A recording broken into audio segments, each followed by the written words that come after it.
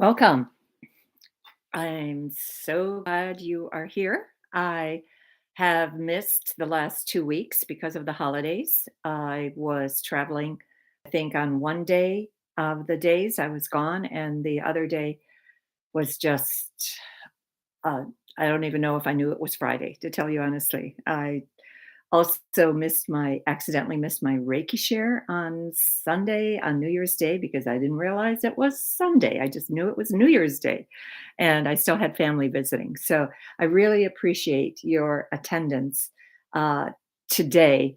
And today we're going to cover a topic, and I just wanted to say hello to the people who follow me in Great Britain and the people who follow me in Scotland would really, obviously, which is part of Great Britain, but they, I've heard from a few of them recently, and they are so delighted to uh, take part in the offerings that I have. And I'm just absolutely happy to see my influence extending abroad, uh, especially England. I loved England. I loved Scotland when I visited. I loved Ireland. Uh, I loved Wales. I loved the entire British Isles. Had magical experiences in every place I went, whether it was with my family or whether it was with a spiritual group. I did go to the Isle of Iona with a spiritual group, and that one of these days I'm going to just go over the experiences that I had there. I've got a whole written composition notebook of the special experiences from the Isle of Iona. But today we're going to cover how past lives influence this lifetime. And I'm going to review two of my clients. We, in the process of giving the readings to people, and you've got to remember, they come to me when they're desperate because they've gotten no answers from anybody else. They've gotten no answers from their own guides, their own thinking process, their own logic. Nothing is giving them a clue as to why they are experiencing the negativity that they are experiencing. And within a few minutes of me being able to, hi, Susan, the within a few minutes of me being able to listen to them, I'm able to see and I receive a past life that explains what is going on in their life. I'm going to start with a work proposition first. The young lady that came to me was so distressed because it seemed like she had the proper education, she had a job she thought she loved, she had everything going for her except the approval of her bosses. And it didn't matter what she did, it didn't matter how hard she worked, it didn't matter how much overtime she put in, it didn't matter how carefully she met the qualifications, how much she overachieved in her job. Nothing mattered. They absolutely would not give her accolades, would not give her recognition, would not give her any kind of feeling that she was on the right track, she was accepted, and that she was doing a good job. Nothing worked for her.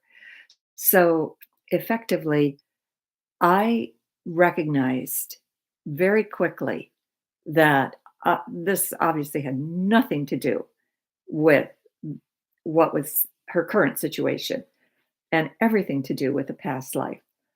Hi, Patty. I really believe that past lives show up because your soul contract is is run by 20 to 30 people that you keep trading places with. Those are the ones that are the most important in your life. And you you have you take lessons for yourself depending on what it is that your soul wants to learn. And in her case, when we looked at the past life, when what I saw came forward, I recognized that she was part of a national project. And there were a few men that were in charge of that national project. I identified to her what it was. To respect her privacy, I won't mention anything, but she was one of a group of men that had control of various facets of this national project. And in the process of divvying up the jobs, every single one of the men took one facet. And she she went into the history books and researched what it was, who was involved in that national project, and who was doing what job, and who was in control of people. She narrowed it down as she looked at the different parts of the different men. And she said, no, don't think I was him. No, don't think I was him. And then she finally got to one person who fit the bill of what she was experiencing, because what she recognized, or what in the process of doing this research, is that his main e- characteristic was to get the project done, get it completed. It didn't matter what it cost in terms of human lives, human suffering, human, any kind of human need was not important, was not covered, was not taken and into consideration. So effectively, the people that worked under him were just completely dispensable. And so as a result, she then understood that all those souls that were in her frame of reference, in her, under her control, now came back as basically people over her. So she recognized that just as disparaging as her attitude was towards them in that lifetime, their attitude towards her work in this lifetime, no matter how good her work was, no matter what she achieved, no matter what she accomplished, no matter how she strived to do her best.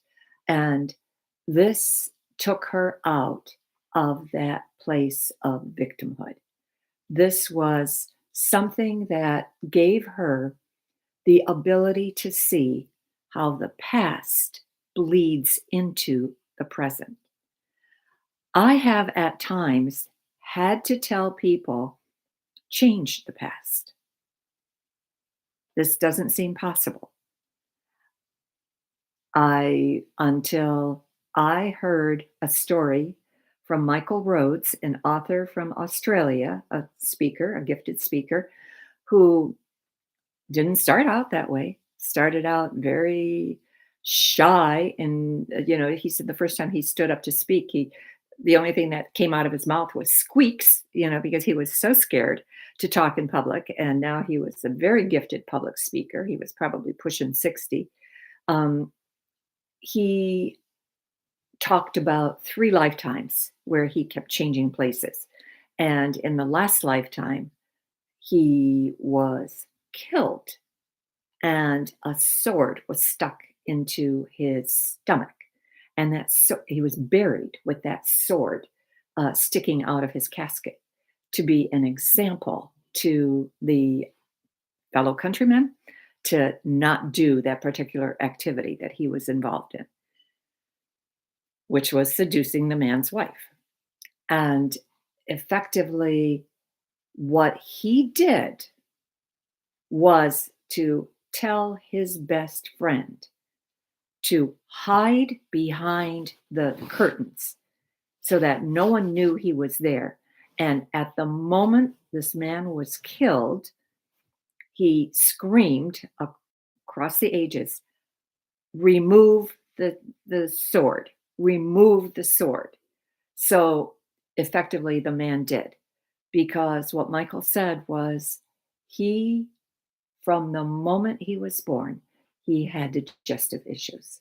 That sword had been plunged into his stomach, and that he had digestive issues that just, there was no explanation for them, no reason why he had them. But from the moment he was born, this is what happened to him. So I knew from that example that you can, at times, change the past.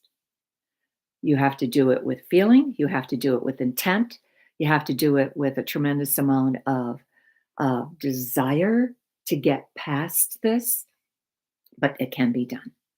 So, anyway, if there is something plaguing you, if there is something in your life that is absolutely not working for you, examine to see if its origin is in a past life and go into that past life. In some cases, it would mean not getting caught. If you're caught on the wrong side of a religious controversy, um, history of England is a great example. Once the Henry VIII decided that he was the head of the church, it flipped from Protestant to Catholic, and one side hunted the other. So there is a way to eliminate your any kind of issues that you might have with people. The second one, the second example I wanted to bring forth, a little bit more complicated, a little bit more difficult.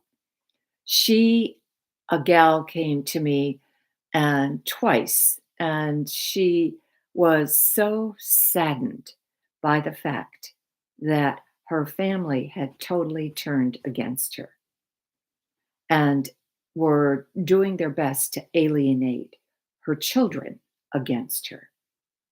So she absolutely couldn't understand where this came from, why it was happening. She had never done anything except be kind, generous, supportive, and yet this is what she was experiencing. And it felt so awful to her, especially during the holidays, because she was left alone and she wasn't invited to any activities. And so, effectively, again, what I witnessed as I went in was during a period of time and a, an event that happened where she was in charge of a group of people, and she was completely reckless with their feelings, their needs, their desires, their wants. I mean, history is rampant with examples of that. And so, effectively, in spirit, now, she was given a taste. She chose, I should say, to be given a taste of the type of pain she inflicted on others. It's always a choice. You choose it yourself. God doesn't punish you. Nobody out there punishes you. You choose what it is that you want to experience from lifetime to lifetime to lifetime, to the point where, in some cases, people might have had such a difficult lifetime that they choose never to come back to earth. There are much easier planets to incarnate on. There are much denser planets to incarnate on. So this is not the densest. It's a very dense planet, but it's not the densest. So, and there are some planets you absolutely would not want to go anywhere near because of their complete darkness. So, but again, you as a soul, you decide where your journey is going to be. I think that I'm going to end here. It's roughly 15 minutes. And I wish you a very happy new year. I ran a contest on Own Your Power. All the results will be on my website. And anybody, you might be surprised as to the outcome of it. But anybody who wants a book on meditations, it's the best that's out there. I just absolutely love it, and so do the people who are lucky enough to find their way to purchase it. So I wish you a happy new year. I will see you next week, Friday at 1 o'clock. And my topic is going to be, what do you want? This is a question that you're going to have to ask yourself and be brutally honest with yourself as to, what do I want? Not what somebody else wants for me, not what somebody else thinks I should have. What do I want? And we'll examine the ramifications of that and the ways of helping you achieve that. So I will bid you adieu, and I will see you next week, Friday at 1 p.m. Thank you.